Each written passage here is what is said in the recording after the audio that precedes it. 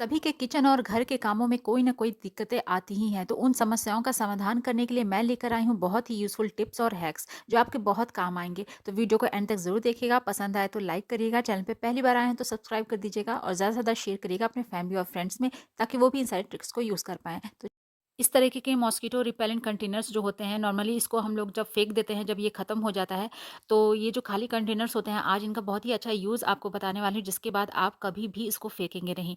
तो यहाँ पर हमें इसका लिड को ओपन कर लेना है और उसके बाद अच्छे से इसको धो लेना है।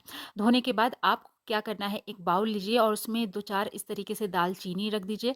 उसके बाद आपको इसमें ऐड करना है 2-4 लौंग और कुछ कपूर की गोलियाँ। तो उसके बाद इन सारी चीज़ों का एक हमें यहाँ पर फाइन पाउडर बना लेना है। तो यहाँ पे खल का यूज़ करके इसका एक फाइन पाउडर यहाँ पे बना के तैयार कर लेने के बाद आप इसको एक बाउल में निकाल लें। इसके बाद हमें चाहिए यहाँ पर कोई सा भी एसेंशियल ऑयल, तो यहाँ पे मेरे पास रोज़ वाटर था तो उसको ऐड कर रही हूँ। ऐड करने के बाद इसको अच्छे से मिक्स कर लेना है और उसके बाद हमें डालना है इस खाली कंटेनर में। इसके बाद आप इसका लिड इसके ऊपर लगा दीजिए और ये हमारे यहाँ पर बन के तैयार हो जाता है होममेड रूम फ्रेशनर, जिसको हम लोग मार्केट से खरीद कर लेकर आते हैं महँगे-महँगे दामों में। उसको हम घर में ही आसानी से कुछ सारी चीज़ों को यूज़ करके हम घर में ही रेडी कर सकते हैं। तो बहुत ही अच्छी सी एक खुशबू आती है। एक बार इसको ज़रूर ट्राई करके देखिएगा। उम्मीद करती हूँ ये वाला टिप आपको ज़रूर काम आएगा। तो चलिए बढ़ते हैं आज की अगली टिप की तरफ। इस तरह के किचन टॉवल्स हम अपने किचन में यूज़ करते हैं, पर अगर इन्हीं किचन से अगर हम जो काउंटर टॉप पे सामान गिर जाता है, जैसे कुछ खाने-पीने का सामान, तो अगर हम उसको साफ़ कर देते हैं, वाइप करते हैं, तो ये हमारा किचन टॉवल है ना, वो बहुत ज़्यादा गंदा भी हो जाता है और अनहाइजीनिक भी हो जाता है, जिसके बाद हम इसको ठीक से यूज़ नहीं कर पाते हैं। तो यहाँ पर एक छोटी-सी टिप है, इस तरीके के जो पुराने कपड़े जो हमारे फट जाते हैं, बेकार हो जाते हैं, जिनको हम लोग यूज़ नहीं करते हैं, तो उनके इस तरीके से छोटे-छोटे पीसेज़ में हम अगर कट करके और उसे एक कंटेनर में रख कर इसको किचन में रखें, तो ये हमारे बहुत काम आ जाता है। जैसे किचन में होता है ना, कभी दाल गिर गया या हल्दी गिर गई या तेल वगैरह गिर जाता है, तो उसको साफ़ करने के लिए हम जल्द से किचन टॉवल का यूज़ कर लेते हैं, जिसके बाद किचन टॉवल जो होता है बहुत ज़्यादा गंदा हो जाता है। तो उसकी जगह पर आप इस तरीके के छोटे-छोटे पीसेस में कपड़े को कट करके अगर आप रखते हैं, तो जब भी आपके साथ इमरजेंसी में किचन में कुछ इस तरीके का गिरता है, तो आप उसको ईज़िली उससे वाइप करके साफ़ कर सकते हैं। आप चाहे तो इस कपड़े को फिर आप फेंक भी सकते हैं। तो इससे क्या होता है, जो हमारा किचन टॉवल है ना, वो गंदा भी नहीं होता है और इस तरीके से जो हमारे घर में पुराने जो कपड़े पड़े रहते हैं, उनका हम लोग यूज़ भी कर लेते हैं। तो उम्मीद करती हूँ ये वाला टिप भी आपको ज़रूर हेल्पफुल लगा होगा। हेल्पफुल लगा है तो प्लीज़ एक लाइक ज़रूर करिएगा। तो चलिए देख लेते हैं आज की अगली टिप कौन-सी है। ठंडियों के मौसम में अक्सर हम लोग वैसलीन का यूज़ करते हैं अपने लिप्स को सॉफ्ट रखने के लिए, ताकि वो ड्राई ना हो। कभी-कभार हम लोग क्या करते हैं, इस तरीके की लिपस्टिक अपने लिप्स पर लगाते हैं, लेकिन ये वाला जो क्रीमी लिपस्टिक होता है अगर हमारे पास ना हो, तो कभी-कभार हम लोग जैसे मैट लिपस्टिक भी यूज़ करते हैं, लेकिन वो बहुत ज़्यादा जल्दी वो ड्राई हो जाती है। लेकिन अगर आपके पास क्रीमी वाला लिपस्टिक नहीं है और इसी मैट लिपस्टिक को ही हमें लगाना है, तब आप उस वक़्त क्या करिएगा, एक छोटी-सी ट्रिक है जिसको यूज़ करके आप इस मैट लिपस्टिक को भी क्रीमी सा बना सकते हैं।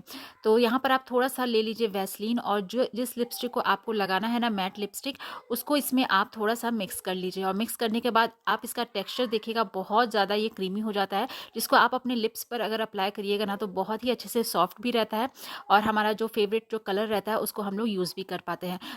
तो वैसलीन को यूज़ करके हम किसी भी मैट लिपस्टिक को इस तरीके से क्रीमी लिपस्टिक में भी चेंज कर सकते हैं। तो उम्मीद करती हूँ ये वाला टिप भी आपको ज़रूर हेल्पफुल लगा होगा। अगर हेल्पफुल लगा है तो प्लीज़ वीडियो को एक लाइक ज़रूर करिएगा। तो चलिए फटाफट से देख लेते हैं आज की अगली ट्रिक को।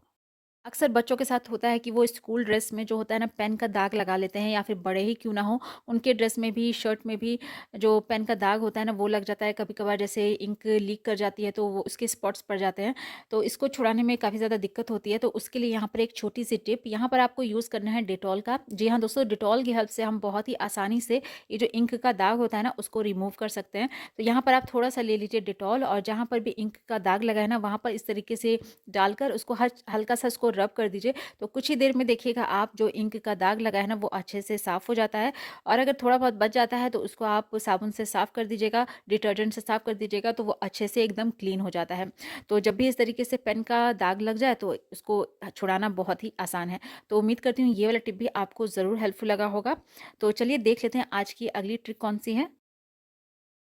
अक्सर होता है ना कई बार कि हमें 2-4 रोटियाँ बनाना है, तो उसके लिए हम लोग छोटा-सा बर्तन एक यूज़ करते हैं, जिसमें थोड़ा-सा आटा हम गूँथ के इसकी रोटियाँ बनाते हैं। लेकिन उसमें क्या एक दिक्कत होती है, अगर हम इस तरीके का बड़ी चलनी जो होता है ना लेकर अगर आटा चालते हैं, तो साइड में बाहर गिरने का डर रहता है। तो यहाँ पर आप जो चाय छन्नी होती है ना, उसका यहाँ पर यूज़ कर सकते हैं।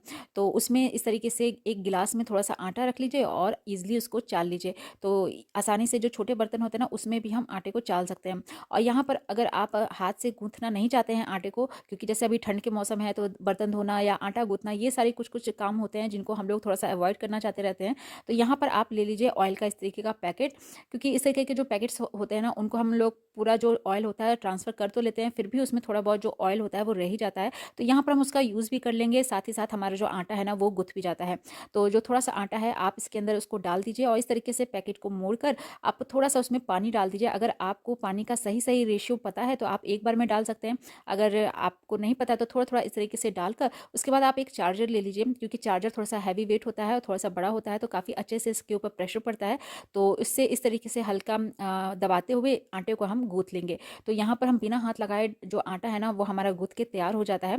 तो और इसके अंदर का जो जितना भी ऑयल है ना उसका भी हम ईज़िली यूज़ कर पाते हैं। तो इस तरीके से आपको दिखा देती हूँ कि आटा कितना अच्छे से हमारा जो यहाँ पर गूँथ के तैयार हो गया सिर्फ़ एक चार्जर की हेल्प से।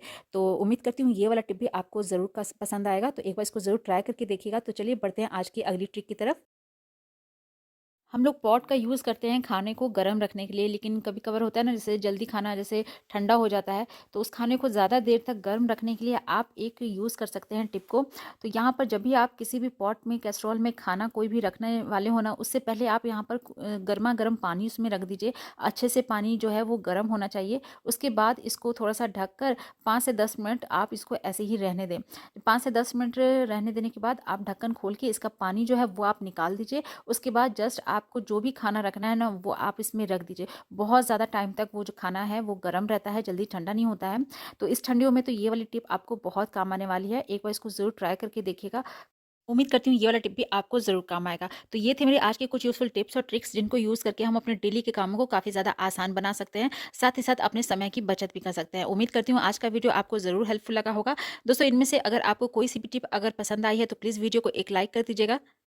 तो मिलती हूँ कल फिर नए वीडियो के साथ कुछ ऐसी यूज़फुल टिप्स और ट्रिक के साथ। तब तक के लिए गुड बाय।